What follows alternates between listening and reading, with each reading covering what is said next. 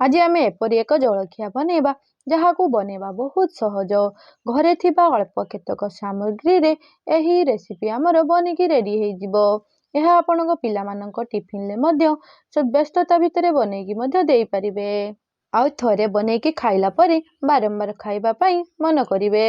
नमस्कार जय जगन्नाथ स्वागत जनाउछि आपण मानकर चैनल अतसी किचन ब्लॉग्स रे। चलतु भिडियोटी को स्टार्ट करवा से गोटे आलू को चोपा छड़ेकिना ताको पानी रे बतुरी नहीं एबे ताको गोटे कदुक साहाय्य एमती ग्रेड कर नबा। आपण माने चाहिले आलू को ग्रेड करके किंबा छोट छोट पतला पतला करके काटिकी मध्य नहीं पारिबे। देखंतु एठी हमर आलूटी को हमें पूरा भल भाव में ग्रेड कर नैछु।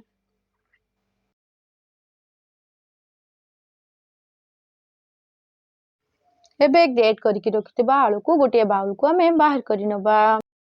आलू खाइबा पाई काहाको बा भल न लागे पिलाठू बड़ समस्त को आलू बहुत बढ़िया लागे तेणु आलू रे तैयारी रेसिपीटी आशा करुछि बहुत बढ़िया लागिबो।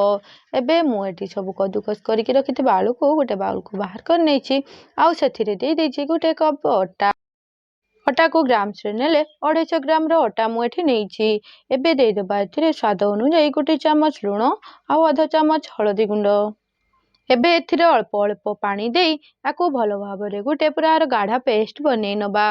बेसी पानिया करिवे नाही अल्प अल्प पानी देइकिना ताकू आमे पूरा पेस्ट टी बनै नबु। एकाथरे पानी देबे नाही आउ एथिरे हमर किछि परिबा पडिबार अछि तो सेथि पई एथिरे आगो थरका ताकू आमे पानिया करिबा नाही सेथि पई अल्प अल्प पानी देई ताकू आमे गोटे गाढ़ा पेस्ट टे बनै नबा। देखो पेस्ट आमर पूरा बढ़िया से बनी जाइए। एबे देखिबा एथिरे हमें कौन कौन सब परिबा पकेबा आपण माननकु खाइबा पई जो भी परिबा भल लागिबो आपण चाहिले एथिरे पकेई परिबे।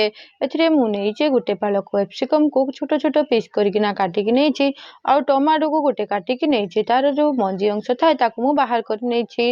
एबे गोटे बड़ प्याज को मु ओडी पूरा चुन चुन करकिना काटी नेइची किछि धनिया पत्र चुन चुन करके मध्य काटिकी नेकी पकेई देइची। आपण चाहिले एठी बंधाकोबी भी नहीं पारिबे किंबा गाजर किंबा बीट एथिरे किछि पकेइकी मध्य खाई परिबे। एबे आमे एठी जेतिकी भी परिया नेछु ए सब को आमे भलो भाबरे मिसेई नबा। देखंतु परिबा पकेला परे हमर गाढ़े पेस्ट टी पूरा टिके पतला आसी जाइछि। एबे एठी हमर पेस्ट पूरा भलो भाबरे रेडी हो जाइछि। एबे नबा गोटे तावा रे देई दबा अल्प तेल। आमु एठी प्रथमरु कहिछि हमरे अल्प तेल रे बनेबा तो सेथिपई मु एठी तावा नेइछि तो आपण चाहिले मध्य गोटे करेई रे बसका तेल देइकिना ताकू छाणी परिबे।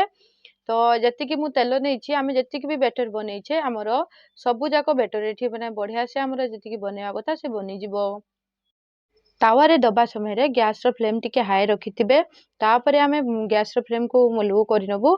एबे सेथिरे गोटे चामच लेखाय पेस्ट देइकी ताकू चारि साइड रे एमटी पूरा आमे बडा शेप रे देइ दबु। तो देखंतु एठी हमर पूरा खाइबा पय आपण थरे निश्चित बनांतु आ खाइबा पय एते बढ़िया लागे तो आपण बारंबार बनेकी ना खाइबे। देखंतु एठी अटा रे तयारी हमर ई बरा गोटे साइड हेई गलानी आ अन्य साइड को एबे उल्टेई नबा। एमिति भाबरे देखंतु हमर केते बढ़िया से बनिबो आपण थरे निश्चित बनांतु। आ देखुतु जेमति पिला माने अनेक परिबा खाइबा पय बसंतिनी तो एई भली आपण जदी बनेकी देबे पिला मानकर खाइबा पय टिके बढ़िया लागिबो आ परिबा टेस्ट मन पाइजबे आ अन्य तरकारी पकेकी देले मध्ये से मन खाइबा को भलो पाइबे।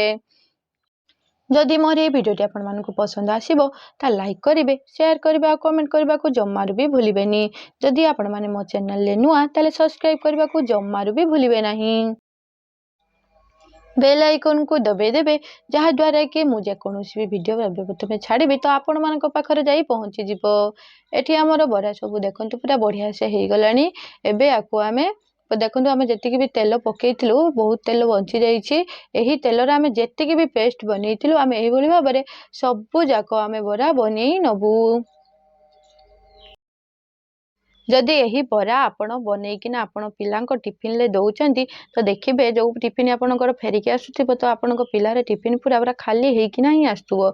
एहा हेल्दी मध्य आ बहुत टेस्टी आपण निश्चित थरे बनांतु आ आपण मानकर सांग मानक सहित रिलेटिव मानक सहित निश्चित शेयर करंतु। मोर ये वीडियोटी आपण माने देखिथिबारु अनेक अनेक धन्यवाद। रहिली जय जगन्नाथ पुणी देखा हबो आ गोटे वीडियो रे। तब पर्यंत भलरे थांतु समस्ते।